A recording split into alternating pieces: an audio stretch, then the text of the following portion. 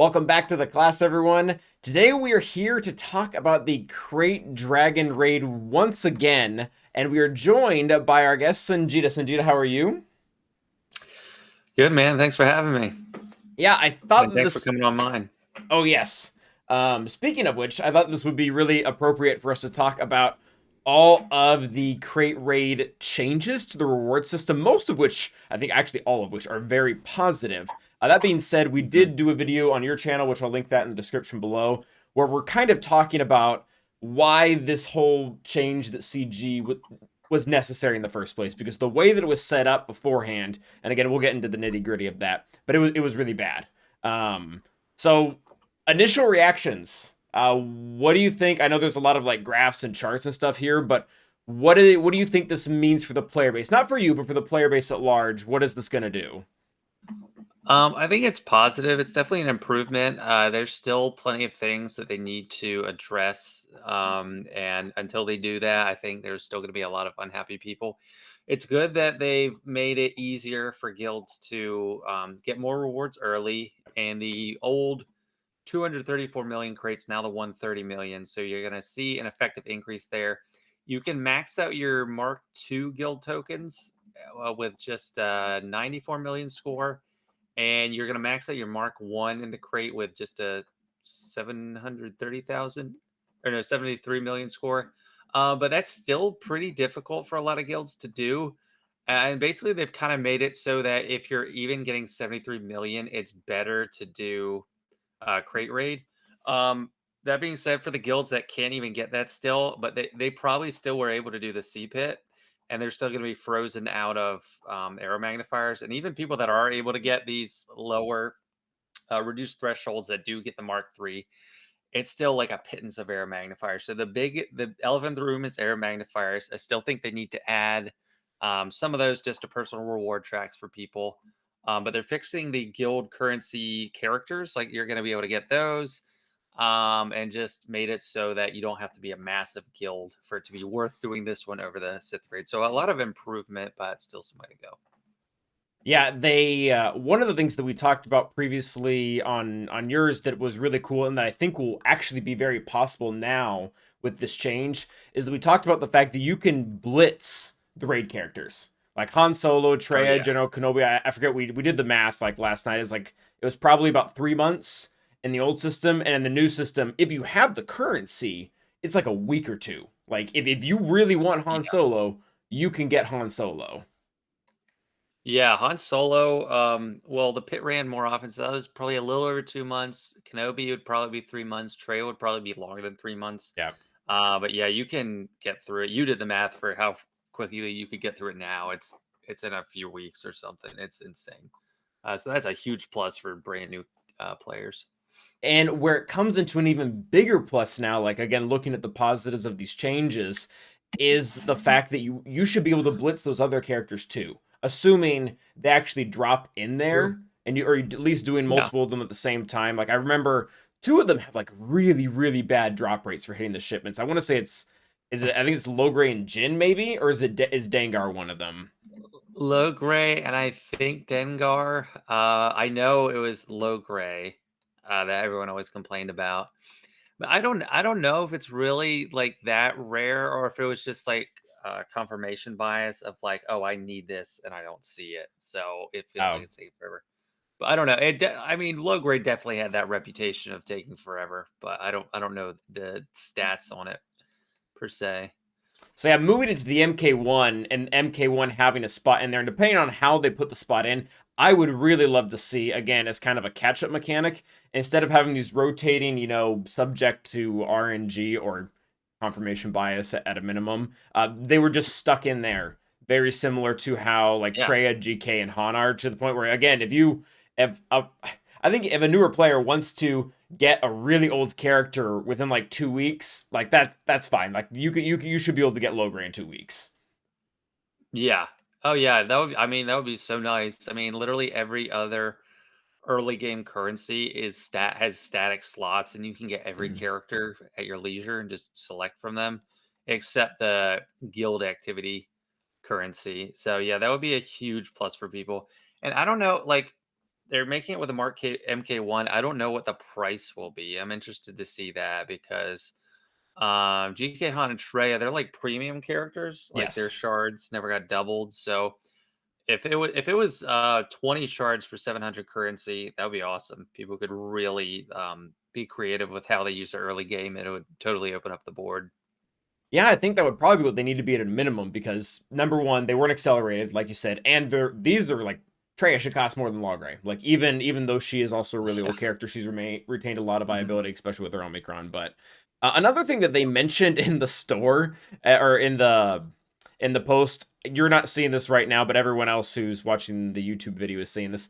I've just been scrolling up and down the store, and it takes like a full minute or two, which Yeah. is kind of a huge pain in the butt for when you're trying to do your dailies or whatever every single day. They said they're going to be revamping it. Is there anything specific that you're wanting to see when they're doing that?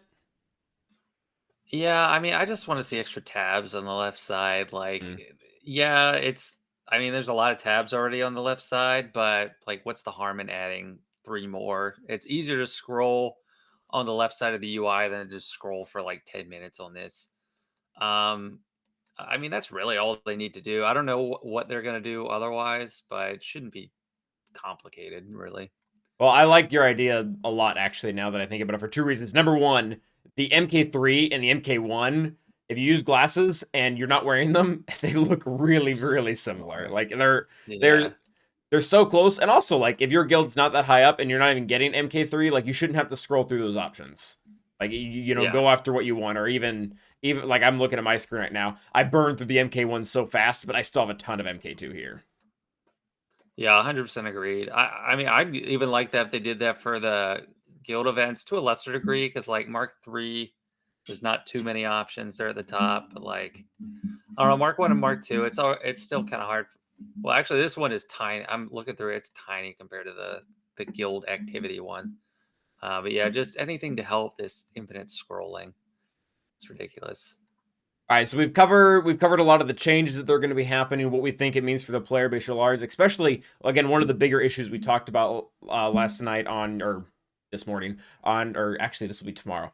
At some point when we did your video, we talked about the characters were an issue, but one of the other issues was just the fact that there wasn't a good comparison between what everybody was getting before and what everybody is getting now.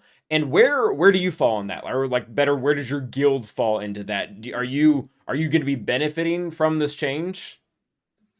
From like day one Krayt Raid rewards to the update. Yes. Yeah. Yeah, we're gonna get. I mean, so if we got the 130 million crate before, we were getting like 2475 Mark II. We're gonna get 4850 now. But actually, it's hard to tell because they moved a lot of the Mark II and Mark One stuff. Like the personal reward track is nerfed a lot, and it's all like wrapped into the guild track. So it's hard to tell exactly how much we'll be benefiting. Like I know we'll be getting more of the Mark III. But I think the Mark 1 and Mark 2 will be almost a wash, if not totally a wash. I have to do the math on it, but other people will benefit a lot. I am not benefiting as much because I was still like a higher performer on the actual raid. How about you? I think it is going to change quite a bit because we looked at it, and the big thing that's going to happen is I think where the 130 million gauge, which I think is roughly ish where my guild fell, it might have been a little bit higher than that. Like it's now getting the equivalent to the rewards that were being gotten at like a 260 or 230 or something like that. So we're Mhm. getting a pretty nice boost in rewards, and we were honestly in a pretty good place before. Yeah, I'm looking at the spreadsheet now. It looks like milestone. We were hitting milestone 4. We might have been above that, but I think that's roughly where we're at. And now the rewards that we're going to be getting on top of that are going to be it's going to be the equivalent to what a much higher one was beforehand. But Yeah. one of the things, and maybe one of the more controversial things that happened with this was they didn't actually put more rewards in. They just shifted them towards the Yeah. bottom, which I kind of get that. Like, so what's your opinion? I don't like that. That's my least favorite thing about it because I mean it was nice for me. I'm still gonna like hit it hard no matter what and try to Mhm. max out my score. But it was just nice getting to click on those rewards like like right away as soon as I hit it. Oh yeah. And now it's like it's just a pittance. You get 75 Mark 1 3 times, so for a total of 225. Whereas before I was getting a few thousand that I could just, I don't know, just spend in the meantime instead of just getting it all bundled at the end. I wish they just, I mean, I think they should have it more and then just have pretty, like even a flat line personal track. Like they have 75 three times for Mark 1. Just have 75 all the way through. That's not too many. Like it's not going to break the game. And then just have, I don't know. It's just reduced. I don't like that. But I do like that they added Mark 3 to the personal reward track. So overall, we're definitely getting more Mark 3. But that's like, I don't know, it's going to get me like 2 Gerda keypads every raid or something. Okay, so we have your roster kind of pulled up right now too, and very much off that note about basically summarizing the personal track got like severely siphoned. Like a lot of the rewards, they're Yep. still there, but they're in like the last crate. We'll eventually get it, but what this does is this really kind of hampers, and maybe not for you, and I want to know that though. People Mhm. to really take their specific factions like Mandalorians or Hutt Cartel or whatever to the next relic threshold. Oh, we got a doggo sighting. Hello. Yep. Sorry. Um, but basically Continue. that brings my question to you. Are you gonna take your Hutt cartel to R8, seeing the fact that the rewards got like super siphoned, or would you suggest that's like a mid game player who's just about to unlock Jabba? Do they stop at the R5 like I did myself and I'm reevaluating that now, or would you say no, they really need to go to R7? For like a mid game player, if you're just getting him, I wouldn't really say take them all to R8. However, I am taking mine to R8, and it's something, and that's just because it was something I had kind of wanted to do for a while, but just wasn't a super high priority because like territory battle alone wasn't really enough for me. Oh no. But my favorites right now are Jabba Boosh, Krisan, and Skiff. They're all R7. I took Boosh and Scando to R7 right before the raid, and then my other two favorites are the new Tuscans. So it is kind of a priority, but it's like it's not a sacrifice because they're good in PvP, they're good in territory battle. Oh yeah. Um, but yeah, like mainly in Grand Arena, like it will see an improvement, and mine were under relic for a while. So I'll definitely do it, but I wouldn't recommend like a brand new player just do that. Although it might be kind of like an Inquisitor thing where if you just have that one squad really developed, you could get into a bigger guild. Hmm. Yep. Yeah, that's what I was thinking because I for us again, we're kind of at a point where our guilds are doing really well. They're carrying a lot of weight. They're getting to that higher crate. But there's a lot of people that aren't in that situation where, if your guild, each member on average has one or two galactic legends, then you're probably going to specifically be trying to find people who have Jabba so you can get easier access to, like you said, Gerda pads or other things like that. Hmm. But yeah, Yeah. Jabba really is great because he has, as you said, a ton of viability in the in GAC, and also one of the things that I like about not just his squad but squads like his. I see this a lot with Malgus too, where since Jabba has interactions with Mastery, you get a pretty good return on high relics for those teams. Lord Vader sees this as well. I guess Yeah. JMK kind of sees it. Yeah. No, yeah, definitely. I tried to do some videos on mastery. I don't know how helpful it was to people. Some people thought it was really nice. Other people are like, I still don't get it. But yeah, like that, it's like a multiplier effect because they have that base mastery stat that's increased. So every instance of increasing it, it's a higher level of increase. So it's like compound interest. So yeah, that's definitely a huge return, and yeah, you're gonna see a lot happen over time with that team. I mean, he's probably second best GL, honestly. Yeah, I mean this is probably an entirely different discussion, but I remember after his Datacron was start or when his Datacron was starting to go away, we were all talking like, where does he fit in the mix? And honestly, he's really high up there. Yeah, There were a lot of remarks that he was going to be the PvE GL, which was a very nice way of saying that he was going to suck in PvP. Was not yeah, true at all. Like not even like yeah, the PvE part maybe, but still very very good. And without a lifter, I don't know if they had plans for one, but if we ever get one, they're probably going to be super nerfed because they don't want to just make the unstoppable team. yeah. Sorry about that barking just now. But yeah, I don't think he needs a lifter. I think his lifter is Boosh. Like, Yeah. Boosh is insane. She is, like, and yeah, he basically didn't fall off at all. Like, I didn't think No. I'm drawing a blank on what his Datacron actually did because I didn't really see much of a difference. It's not like with the Datacron, you had to take in an amazing team, and without it, you can just find some, like, really cheap counter. There aren't really any cheap Yeah, the off counters. meta didn't Definitely not in exist. 5v5. Um, if we see, like, Grit come back for, Empire, maybe Troopers could do it again, but it would have to be something Datacron dependent, like Inquisitors could do it before, but now with Riva, I think they can pretty much just do it anyway on their own. But yeah, he has a lot of staying power. So coming back to the overall changes of the raid, and I'm not sure if this will continue to change Jabba at all, but um, these are all good changes. I think every one single one of them was positive. I guess the where the rewards are going, how they're being split up, that's kind of debatable. But as a final question, Mhm. what else would you like to see? Because I did a little bit of digging and just from memory, every single raid that we've ever had, from the original pit to the C pit, they all had at least one change, if not more so. Like Heroic Sith got messed with a ton as far as rewards goes, like moving things in, moving things out. So what I'm getting at is this might not be our last time doing this. If they change Mhm. anything again, what do you want to see? What did they miss? And I know there's one thing that's kind of glaring that we talked about specifically. Actually, two things maybe last time. Yeah, I kind of like to hear about how they changed the Sith raid rewards because I wasn't around for that. I was around for Pit, but that was just like a little change. What I'd like to see for this new one, I think I already mentioned it. I want arrow magnifiers Mm, at low levels, just like not even buy it for currency because the currency is a ripoff. Just have like a couple for lower levels of the Krayt Raid, and maybe even one or two for the Sith raid because there's a lot of guilds that would have been able to clear pit raid that are just still going to be stuck doing the Sith raid because Sith raid rewards are better overall. I'd like just some credits thrown in that you don't even have to pay for currencies or even for currency. I mean, it's up to you. So it's up to you. Like, just make it cheap if it's for currency.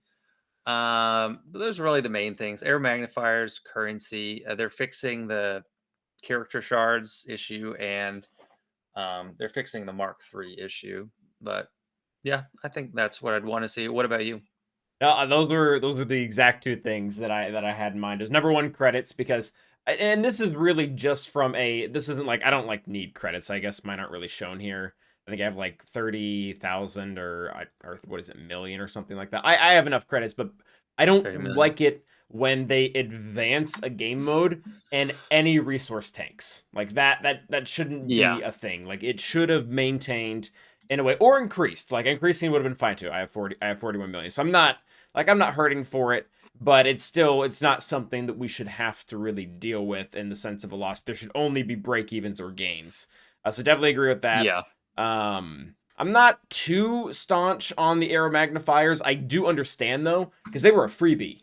They were a total yeah, freebie for any guild that could beat CPIT. And now there's a ton of guilds that are, qualified to beat CPIT. It doesn't exist, but you know what I mean. yeah, That are gonna have to now spend MK3, the most expensive of all of them, to yeah, be able to try to get that back. So again, probably not a yeah, problem for me or you. I know that we're in the 900s for arrows, but if yeah. we're, if I'm we're I'm looking at never gonna everything at need any of large. those again. Yeah, I'm never gonna need them again. But it's like again, it's just for a newer player standpoint because it's not fair. It's like if you were playing the game at this time, you get something so free, so easy, so cheap. But afterwards, you have to devote all your currency to get it because it's otherwise. I know they have it in some other areas. I don't know if it's like TW or TB or Conquest or something, but like it's it was an exclusive challenge. But if you click on the resource right now, it still says this part can be obtained from the rank or challenge tier raid. Like if you're new, you click on that and you'll be like, okay, well, I can't see it. Um, Well, that's awkward. yeah, it costs 400 for two, so you would need 2,000 to get. Well, no, how many did they give us in the challenge? I never paid attention. They changed it on us. That was one of the bigger changes. I don't remember the exact scale, but it was something like 7, and then there was a drop off if you were like 41 to 50 if you didn't hit it at all, where it went to like 3 or something. Yeah. Yeah, I think it turned to 7 for most people, so that would be, I guess, 1400 currency for like the equivalent. So I don't know. Like a higher end guild could get that. I'm never gonna spend it on it, but like selfishly, I'm fine with that. Like I don't care for me. It doesn't affect Yeah, me at all. I never need arrow we're not in that boat. magnifiers. Yeah, I'm just glad I can spend it on Gerda keypads or impulse detectors. Actually, are looking pretty good too because Gerda keypads, like I don't know, R9 is so expensive. It's just not worth doing most of the time. So I might Yeah, switch just impulse detectors. yeah, ultimately it's like I just can't spend signal data on that. We've been through that. But all right, Cynthia, thank you Mhm. very much for your time, for your wisdom, for just being here to look through this process with us and kind of again trying to see the positives of giving credits where it due. It's is it perfect? No. But is this significantly better than what a lot of people were having to deal with beforehand? I would say so. What would you say? It's definitely a great improvement. So it's very encouraging. I knew they were gonna change it. Like to me, it was just so obvious they were gonna make changes to this. But yeah, we'll see. All right. Is there anything else you would like to tell anyone before you go, where they can find you, what videos you have coming out, or what have you recently done? Yeah, just find me at my channel, Sanjita, and you say it kind of like son, like somebody's son, and it's a long E, so Jita. I say I don't say my name too often in the videos, but a lot of people say Son Geta. But yeah, just check out my YouTube. I do a lot of GAC, working on some territory war stuff and other random stuff. All right. Thank you again for being here. Everyone, thank you for watching. Until the next time, stay awesome.